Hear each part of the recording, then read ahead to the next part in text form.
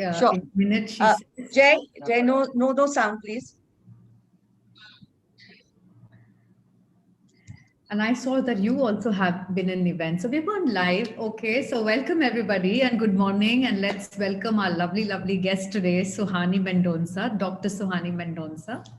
Thank you. So say hello to her. So everyone's saying hello. You would have been an Hello, hello. artist. Thank you so much. Thank you. Thank you so much, Deepa Soman. I But with really the have to thank you. it's the lockdown that's made all these events now much more public, and I'm delighted to have this platform where we can talk about so many more people and causes and the good work. And we're really in the business of, I think, shining the light on and the spotlight on whoever is doing outstanding work, so you can create a community of change makers in a sense, and so to say.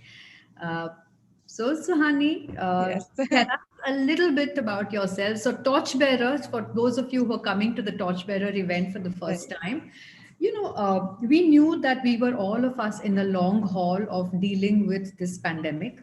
And one of the things that's so important is to keep up hope, optimism, positivity, because if we, mess up with that, our immunity goes for a toss and we just True. make ourselves more vulnerable, body and mind. Yes. And we Yes. said, look, why don't we just keep, looking around to see who are the good people, great initiatives, and can we spend one time in the morning on Thursdays talking about these torchbearers, people who are doing something different. And we are on our 19th episode today.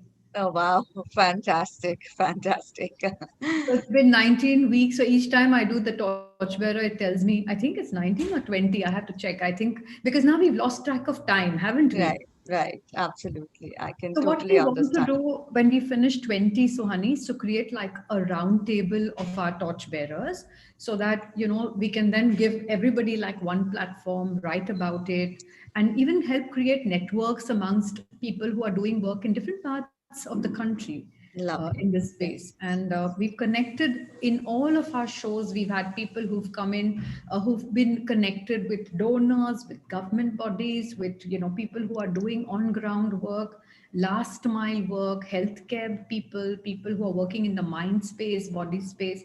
We even had a teenager come on our show Wow. who's Super. doing something called quarantine talk, Yes. which is Yes. Havdar, because Yes. even a young girl can do something that if she wants to. Absolutely. Absolutely.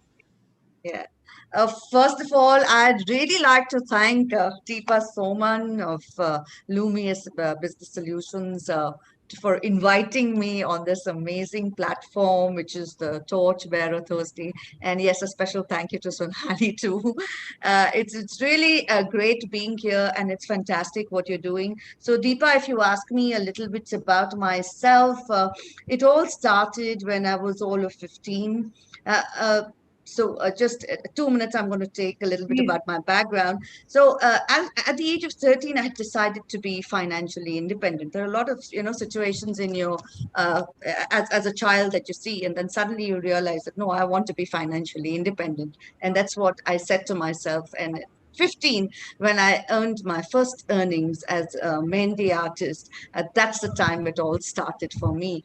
And I said that okay, this is what giving back, the joy of giving back is. And I was really, really blessed to have a mother who never questioned us too much, but was more like a friend and always understood that, what I wanted to do, or what work I wanted to do, or, who I wanted to go and help. But no further questions, she would ask about it. Whereas my father was Hitler, at my way or the highway. So for me, my mom has really, really helped me and nurtured me and made me the person, before my wedding, what I really grew up into. And I had an amazing neighbor, Parveen Jahangir, who was always doing social work, always helping out people, always good causes. I have worked with her on various causes, right from environment to helping the tribals, to various things that we've done. So right from that age, I was lucky to have such people in my life who really motivated me to be to give back to society. And I think giving back to society is an age-old thing, an ancient thing. It's nothing new. It's just that how every individual reacts to it, and how every individual wants to do it. I always say that. So for me, it started way back when I was 15, and right through my college life till I grew up. And of course, I met my husband, who's also of the same thinking, and they have their own family foundation, which is called the Mendonsa Foundation. And today I'm the project director at the Mendonsa Foundation. And we are associated with a whole lot of NGOs, and doing helping out them with the wonderful work that they are doing, supporting them, whatever support that we can give from the foundation side. So that's what.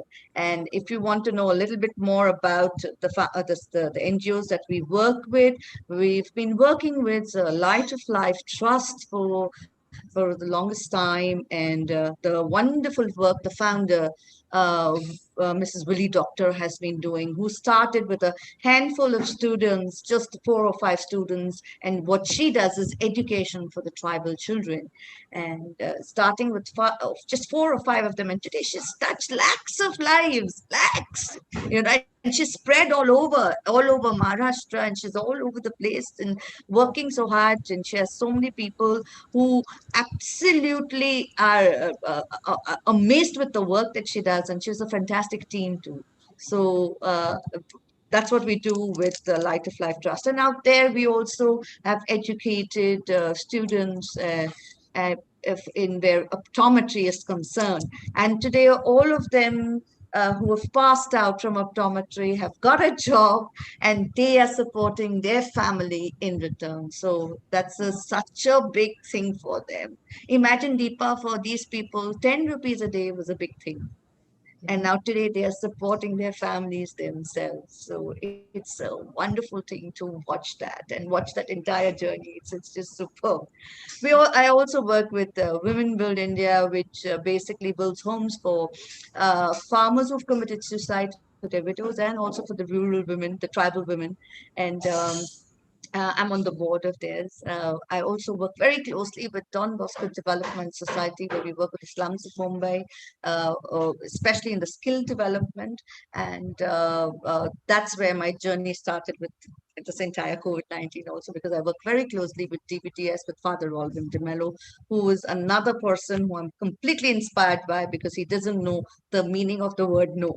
He only knows how to say yes and how to help. That's it. And Yeah. Don Uh, Bosco Shelter has again been a y- part of the lives of so many children who yes, otherwise would have been so unsafe yes, and yes, possibly never seen the light of day. yes. Suhani, what a privilege it is to meet you and to get Oh, to know not you at all. as well, and know you to all the other good work. Because I always say that. So people ask us, how, Deepa, how do you have these torchbearers come in? And sometimes when you move out of the way, I think you just attract people who are you're meant to collaborate and Yeah, work with. yeah, And I we need to thank Shilpa Ajwani here and yeah. Aarti. Artinara. Aarti Narang, she was Yeah. the one who wrote me a mail saying, there is, please, involve, do you know Sel Mendonsa Foundation? And I said, I didn't. So here we are.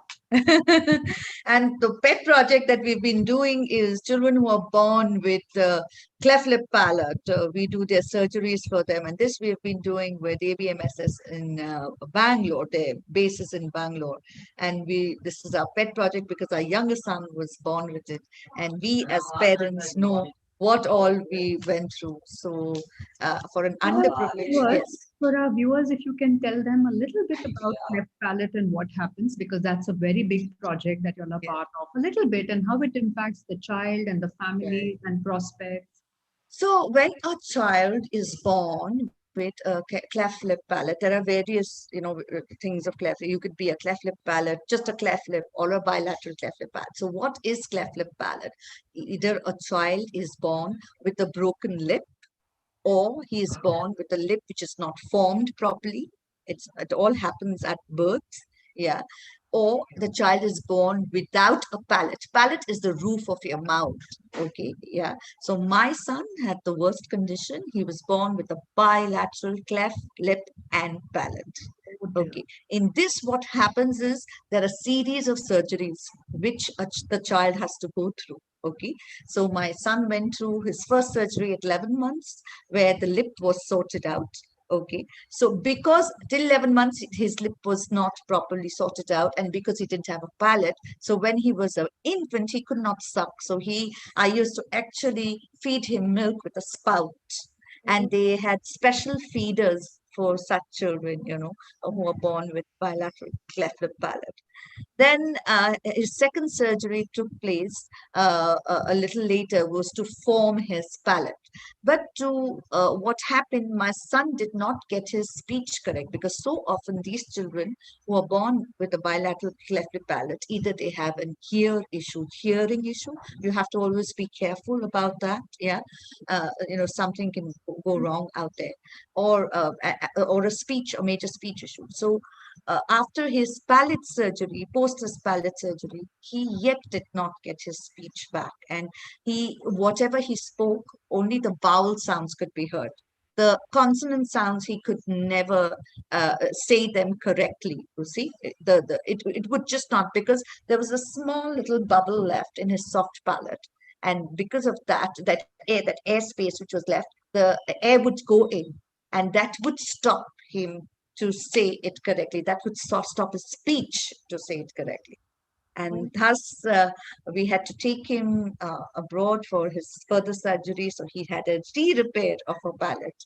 And then we took speech therapy, because abroad they work very, very differently. They have a whole entire group of doctors, team of doctors working regarding that particular patient, what that patient is going through. So they had a pediatrician, they had a speech therapist, they had a pediatric anesthetist. I mean, the works they had out there ready for us. So my first appointment, which I went alone with my son, I went in and I saw about 10, 12 doctors, and I said, where have I come? I've only come to see Dr. Brian Samalat. Where have I? And then they explained to me, don't worry, don't get, nervous. There's nothing happening. It's just that everybody wants to know the case. So it's good that all of them get to know at one time. And then they tell you what is the procedure. So post that surgery, post his speech therapy, which Dr. Debbie Sells helped him a lot, and then they gave us a plan to go back home. And every time, Deepa, they never told us when the speech would come back. They said, we can't tell you. It could come back when he's 5. It could come back when he's 7. We don't. But the God's grace, God Almighty, I always say we have been blessed, and with the good wishes of all our elders and our family friends and everyone, we came back, and within a year we had to go back again for a checkup again. And by then, my son got his speech back properly. How old was I'm he? actually getting goosebumps and I'm getting emotional, but this was a real trying time for us, because my second son, he's my younger son. My elder son was also born with a congenital issue. So it's always, the thing that more than the thing that we go through, Deepa, when you see your child get into that operation theater, it's it's the toughest moment for a parent. And then the journey, because the number of parents that we have met, and the parents that we have met with worse issues than us, that really kept us going deeper. I mean, I have met parents whose children have heart issues, who've had brain issues, there's no going back. Yeah. And their entire lives are just spent looking after their children. They cannot do anything further. So I think we're just blessed that everything that our children got was reversible, and today we can give back to society. So Oh, that's it. beautiful. Maybe that was the Lord's plan, that Yeah, go through this to build that sensitivity and the empathy and the heart to just give. So yeah. COVID times, what happened? I mean, what were So the projects that were on at that time, and what kind of shifts did you envisage that you had to make? right. So this is where I really want to talk about the night the first lockdown was announced by PM Modi. And of course, it frazzled us, it completely shocked us. Okay, Deepa, you and me are lucky that we have got homes and we are settled, and we, in financially we are pretty settled. But there are a lot of people who live by the day, Yeah. absolutely by the day. And I always use the term daily wage earners. I never use migrants, but I always use daily wage earners. And they literally live by the day. And we have seen it, and we have seen truth at the grassroots level. So at the end of the speech, I just could not, resist myself. So I called up Father Roland, who's spearheading Don Bosco Development Society, and the conversations that we had, the next few days also after that night after the PM gave us this lockdown, the first lockdown was announced, and we said, what is the way forward? And he said, the only way forward is distributing daily essential kits because these people have got nothing. Yeah. Yeah. If their livelihood is stopped, what is going to happen? They're actually not going to have food. And believe me, going daily into the slums, seeing them, seeing their lives, it was heart-wrenching. I don't know how many times at 11:30 in the night I've called a father and I've just vented out. Why do they have to go through this? Another thing was, why is it that the PM had to announce at 8 p.m. in the night? Why is it that at that point in time, there was no COVID in our country? There was no coronavirus in our country. Why he did not take that 8 days? They have so many people helping them all the time. I mean, so many, right from the state level, the CMs are there. So many people helping. How come not even one of them thought of it? That take 8 days, send all these laborers back. Nobody has to, walk miles and, all that, what they went through. For what? Our country, this is has always been the case that our population that we have, it's the rural population which is vast. We know that. For years, it has been the case. So if I, as a layperson, can actually think of something like that, how come that you all are sitting in that prime position of yours, did not think, and nobody thought of it? And I don't know how many times this thought came into my mind, and I used to get completely agitated. And then I used to call Father, and I used to just vent to my anger. Father used to say, "It's okay, Suhani, we are doing our bit." And then I used to tell Father that, every day when we come back home, what is the thought in our mind? The thought in our mind is, so many people I couldn't help today. So many people have not helped today. So many people are going to go without food today. I could not sleep. There came a time where I could not sleep. My sleep pattern changed completely. I used to sleep at 4 o'clock in the morning and then again get up early in the morning and then again go out, because that whole pressure that, oh my God, if I do not go, so many people will not get food to eat. So what we used to do, the daily essential kits were essential kits, what you use every day in your life. Okay. Okay, so all dry essential kits we gave them, right from their rice, Yeah. okay, atta, okay, the lentils, the dals, okay, tea powder, Yeah. sugar, oil, ghee, and all the dry masalas. Yeah. Yeah. We gave them their hygiene kits also, like toothpaste and soaps and detergents and all Right. that is. And we gave them snacks. Okay. Okay. So that's something that they can have because a lot of them have kids. Yeah. The children require. Okay. But soon the rule came out, Deepa, because I started volunteering with DBDS, yeah. And what we did was, my first thing to Father was, Father, what about the volunteers? We have to look after them. Yeah. So Father said, yes, Suhani, we are going to look after them. So I said, no, we would like to really, give them proper meals. So I said, because the hands that feed should be looked after. Yeah. And they are the ones who are putting their lives on edge every day. Not Correct. even once they're asking us a question, they're just coming in, Amazing. truly, like, selflessly, helping.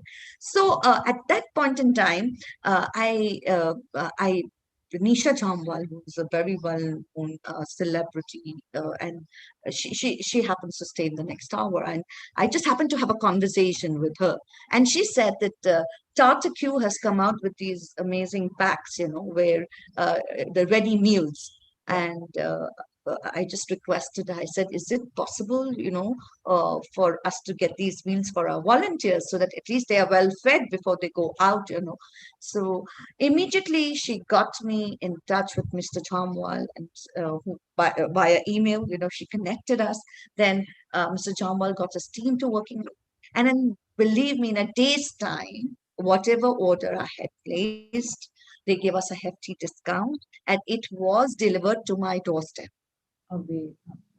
So when the first round of the distribution had started, we could look after our volunteers, the way we wanted to. And father was, as usual, he was like, "Well, Suhani, you always think out of the box.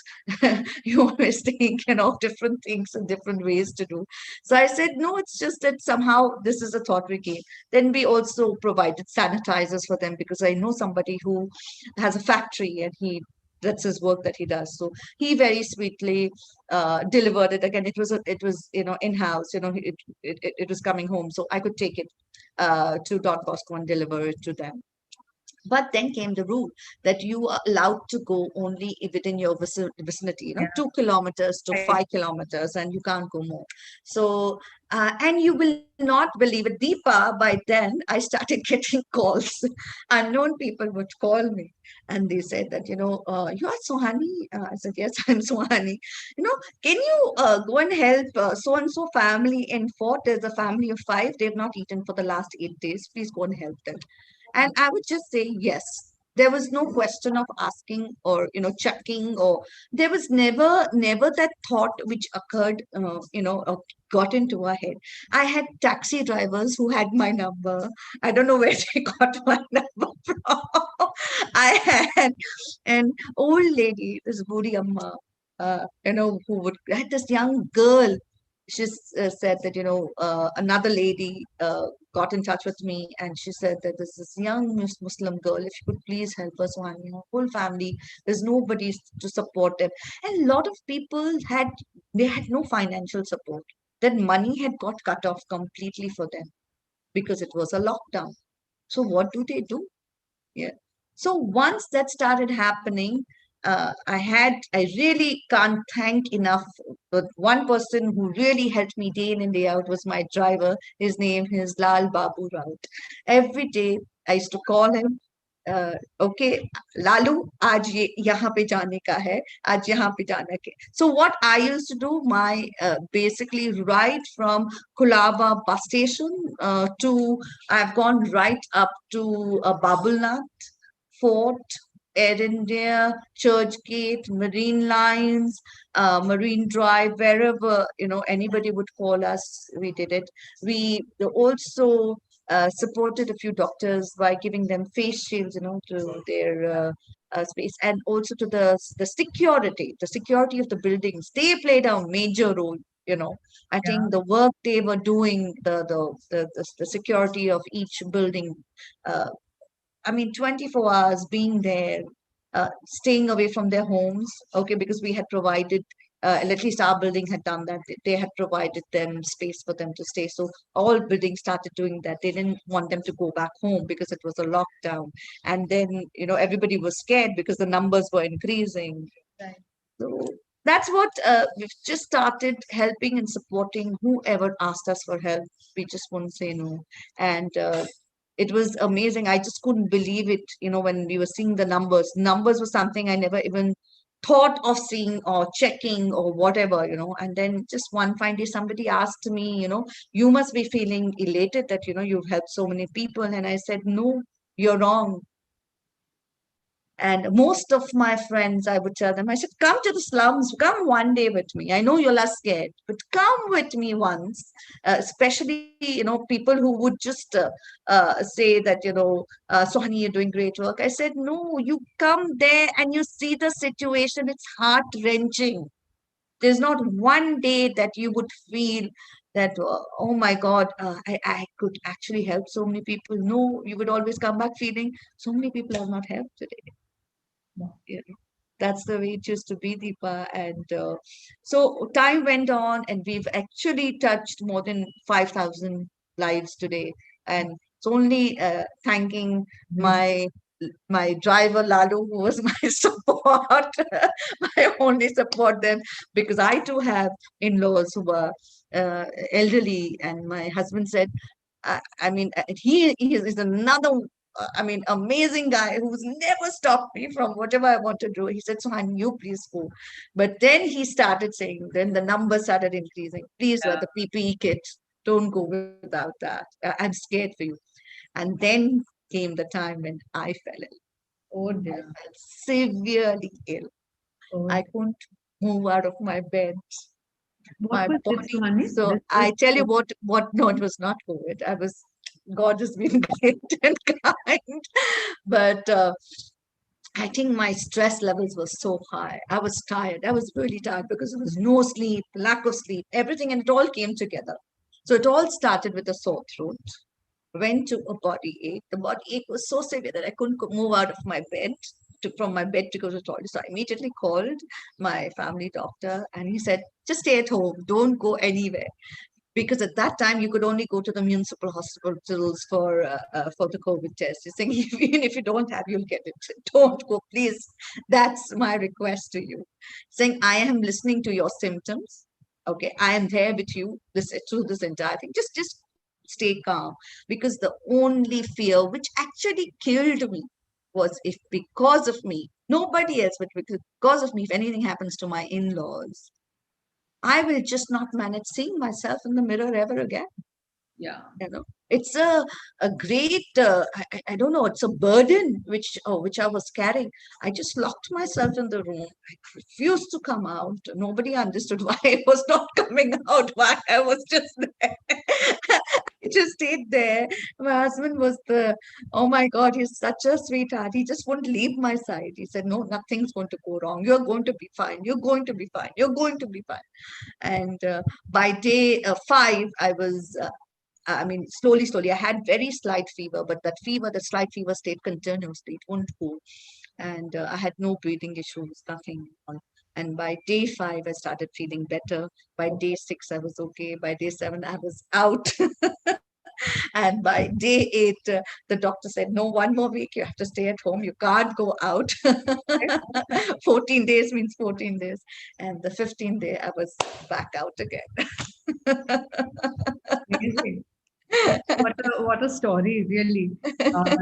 Sonali tells me we don't have, I think we have about 10 odd minutes or 10, Yeah, yeah, 15 sure, minutes. sure, sure, There are sure. some slides you want to also show us. Yes, yes. Please. If you could please, that would be Yeah, lovely. I was just maybe going to we tell you. So, can. yeah, Yeah, thank you so much. we have about 16 minutes, she says, but let's look at some slides before Yeah, you it's just, talk about it'll, your call for action. yeah, I yeah, think it'll give a nice yeah. context.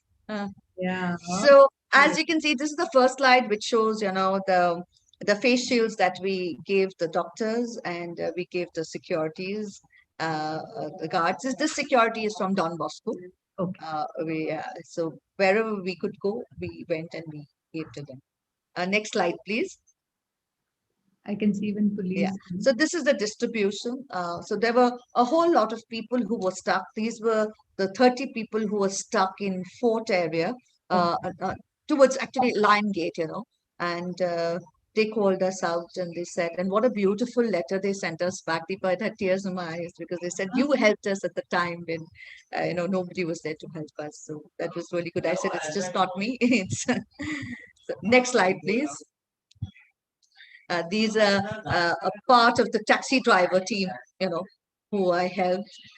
There were, I don't know how many of them who were living by the day, and because they could not drive their taxi, they had no money, and they just didn't know what to do. And some of their families they had little children. In fact, one of them said, please madam ji, wafer mil sakta hai, biscuit mil sakta hai meri bachchi ke liye. So I said, oh my God, it's just like, so whatever we could help, we could help them. Next, please. These are the kits that we would give, and that's my driver Lalu. I'm so happy his pictures. That's it. Next slide, please. So this is what I wanted to show everyone. This is what I wanted to show everyone. They say physical distancing. Is physical distancing possible? Living like this in the slums? Every time. So do you see this lady walking in the black? Okay. She's one of the team members of Don Bosco Development Society, and she's been really doing a whole lot of work out there. I mean, where is the space? All these bylanes I have walked through myself, Deepa. And when I was walking through, I have banged into people. Okay. They have about 8 to 11 people staying in each gully. Yeah. So where is the question of physical distancing? They talk about social distancing. I said there's nothing like social distancing. It's physical distancing, which I call, because socially we are all connected thanks to the online world. Physical Okay, distancing. thank God Well, for that. Thank God yeah, for yeah, that. thank God for that. 100 years ago, when that Spanish fever had come, at that time I don't know what they did really, but this was like, this is what I want people to see: the reality, the truth, the heart-wrenching reality which we saw day in and day out. You know, yeah, that's. I think this was the last slide. Is there another one after this? I think No, the that. last. Yeah. Yeah, yeah. So as we always say at Mendonsa Foundation, sky is the limit. So that's the way I always say, sky's the limit. It depends on what you want to do and how you want to do and how you want to be a support system. And today, through this platform, I'd like to request parents, especially who have children, please ingrain it in your children when they are tiny. That's the time it should be ingrained into them. That giving back to society is a part of your life, is a part of you. Make it a part of you. And you see, the world will always be a wonderful place. Not even one soul will go hungry. They will have somebody supporting them. So beautiful, Suhani. And this Thank message you. for children is really, really powerful. I Yes, do want yes, to ask you a one or two questions, Suhani, yes, because yes, you said you asked your friends to join you, and yes. did one or two friends actually go with you? No, no. Nobody had that really like my inner circle, my dear friends. They would get angry with me at one point in time. They're like, Suhani, please look after yourself. We are there, we are praying for you, but please look after yourself. You can't do this to yourself. I have that inner circle of mine who really, they would look after me. They would call me, they would take care of me, they would speak to me regularly because they know what a mad person I am. If I have to do something, I will just do it. I will not think the repercussions later. you know uh, but there were a lot of people passing by who but no, nobody as such. But yes, I had friends who supported me a lot. And one of my friends, like, he said, I want to come and support you with the lovely work you're doing, saying it's a special day for us because this is the day my mom had passed away. So Okay. I'd like to give money for that. Okay. So that day the distribution was done from his side.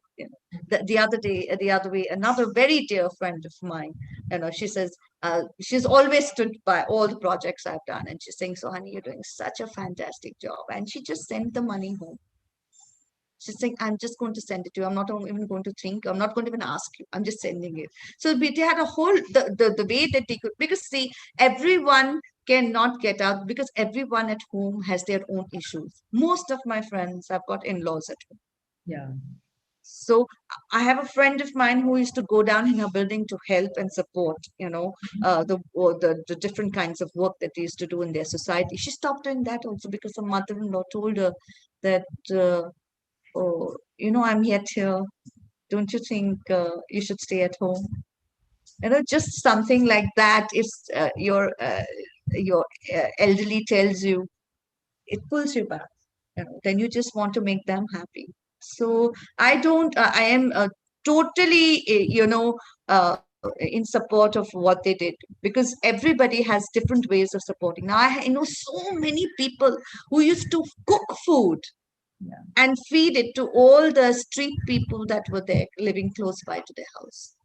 Swani, how did your boys experience, when you were ill, and, so did they, was there some anger about you, or were they angry? Were they resentful? Mama, why did you put yourself through this? So both my sons, my elder one, though sometimes he may not talk much, sometimes he may talk. You know how young the youth today is. So I always wait for them to come to me and speak whatever they want to speak to me. So he was like, okay, Mama's, this is Mama. She's not going to change. We can't change. But my younger one is extremely sensitive. Okay, so uh, he would be like the time I would go out till the time I would come back. He would give me I don't know how many calls, and then he would say, "Ma, I know you're doing fabulous work. I mean, it's amazing the kind of work that you're doing, but please take care of yourself." That used to be always his last sentence: take care of yourself, Ma. That's the only thing. But they very willingly accepted what I was doing, and because they have seen it all their lives.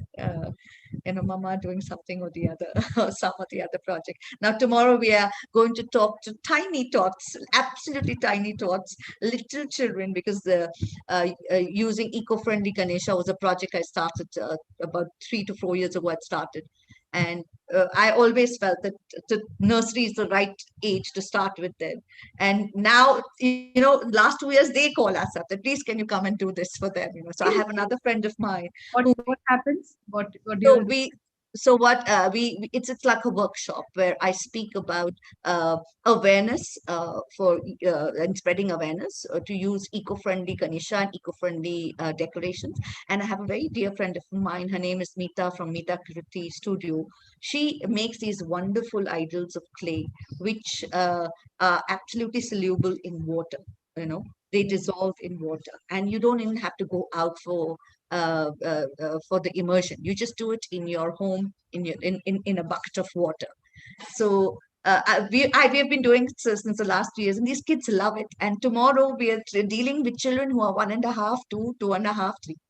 Really? Yeah, Oh God. and you should see the way they take in. They are like sponges, right? They just take in, they absorb, and at the end of the session they are all there saying that, okay, we are also going to be a part of this entire project.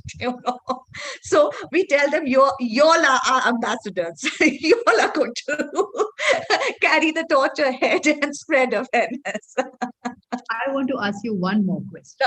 Done. You received the Mahatma Gandhi Service Award. What were you feeling at that time when you were Oh, going? it was an amazing feeling. I'll tell you why. First of all, you are in London, in UK, okay? People who had ruled over us, okay? And you are going to their House of Commons, yeah? And the name Mahatma Gandhi is splashed all over. And receiving an award of Mahatma Gandhi, for social service at the House of Commons was an amazing feeling. It was great. It was like like you just couldn't believe it that, oh my God, it's really happening to me. Yeah, it's good. I mean, so what had happened was we went a couple of days in advance, so a day before, we met a lot of people at the House of Commons, who were in the ministry level, who were Indians, and it was great, interacting with them and letting them know the different projects that we are doing and all. And I'm like, yeah, we are here at the House of Commons. We are going in, and tomorrow I'm going to come back here again. And I had my sister lives in London, so my sister came along with me. I told her, you please come. I need somebody to be there from my family. So she said, of course I'm going to be. It's such a big occasion for us. So she came, and uh, the wonderful ceremony that happened, and the wonderful medal they gave us with Gandhiji on it, and it felt so great. I was totally on the eighth heaven, I could say. That moment, that feeling that you got was completely fantastic. That's a rewarding feeling, and Yes. And that too, being an Indian, you really feel it that, wow, the name of the father of our nation, is right here in London at the House of Commons, and I'm getting that of receiving that report. So it was a great feeling.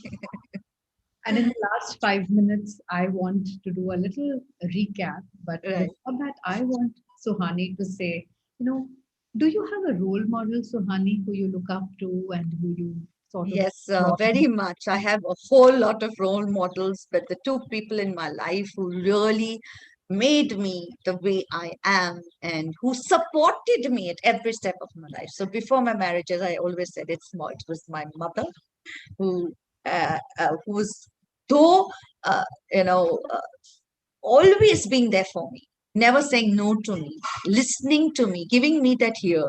I think that was very important, not just listening to me to all I wanted to do.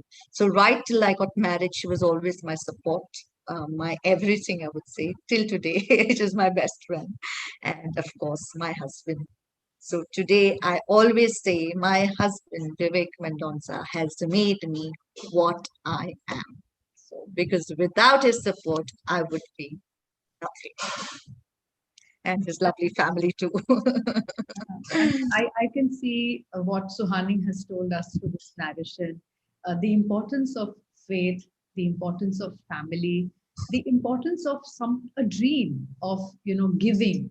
Because I think when you give, you receive so much more, whether it's emotionally, psychologically, financially. And I love the part you say, Suhani, that inculcate the practice of Yes, giving and sharing when the child is young. Let them absolutely. absorb things when they are little. Let them become environmentally sensitive when they Yes, are young. yes, yes, Let them yes. be a part of, being able to see themselves as part of a larger fabric. So it's not just me, myself, but we that we can. Right, right. So, Hani, you do a lot of events. So, we are going to be watching the talks that you do. You do a lot of. Yes, I have a talk series, a whole lot of talk series. 5 times a week I'm online. Twice a week we do it with entrepreneurs who've done very well in their arena. Twice a week we do it with kidspreneurs, children who are entrepreneurs who actually have their own companies right from the ages 7 to 18. And most of them, Deepa, you will not believe, are socialpreneurs because they want to make a change in the world, in the society that they're living, and they want to make their world a better place to live. Yeah. Amazing. And, yeah. And once a week, I do it on arts and culture. That's called Dr. Suhani ke Sang Arts or Culture Ka Sangam. So I think arts and cultures is something which is very, very important and very, very crucial. And it's so many people who are involved in it, And so all the talk shows that we do also give a platform for people, uh, you know, uh, who are starting out, even the startups. There are so many such wonderful people that we have interviewed.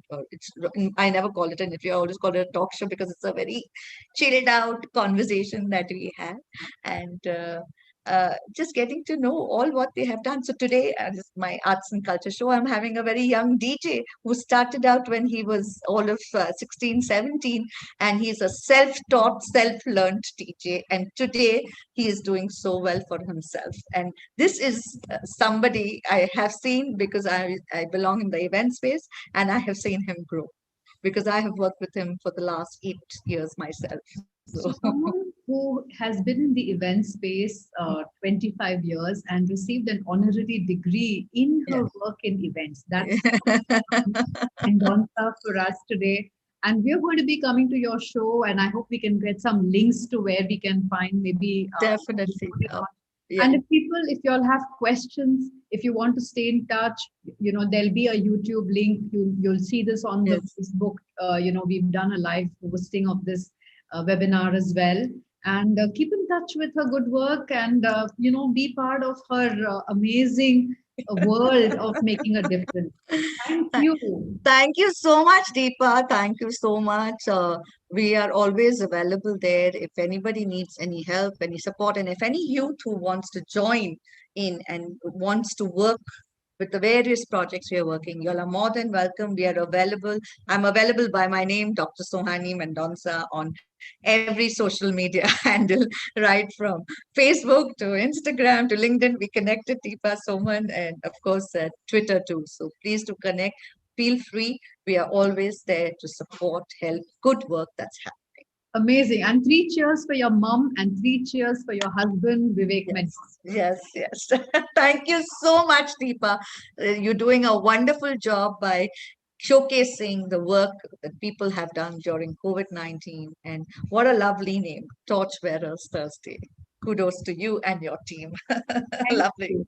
Thank you. Okay. Bye bye. Bye bye bye. God bless. God bless everyone. God Thank bless. you. Thank you so